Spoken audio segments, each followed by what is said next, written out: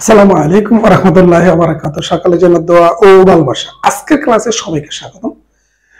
আমার প্রিয় শিক্ষার্থীরা, আমি তোমাদের জন্য বাগধারা নিয়ে আলোচনা করতেছিলাম। কিছু গুরুত্বপূর্ণ বাগধারা, খুবই গুরুত্বপূর্ণ বাগধারা।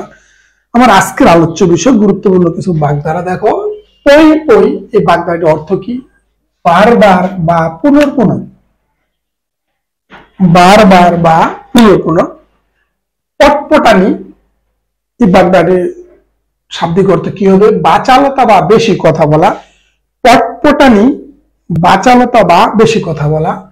পরে পরে কিল খাওয়া, এই বাগধারাটির অর্থ কি হবে? নীরবে নির্যাতন সহ্য করা। পরে পরে কিল খাওয়া, এই বাগধারাটির অর্থ হবে নীরবে নির্যাতন সহ্য করা। পয়সার কুটকুটানি, টাকার নেশা। পয়সার কুটকুটানি, এই বাগধারাটির শাব্দিক অর্থ হবে টাকার নেশা।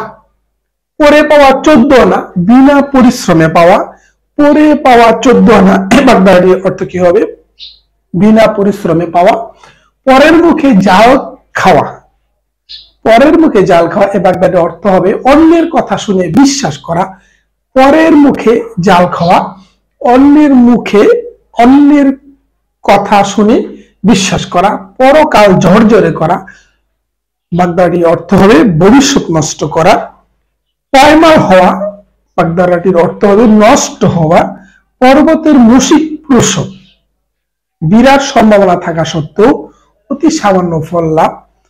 পর্বতের মুশিক প্রসব, এই বাগধারাটির অর্থ হবে বিরাট সম্ভাবনা থাকা সত্ত্বেও সামান্য ফল লাভ।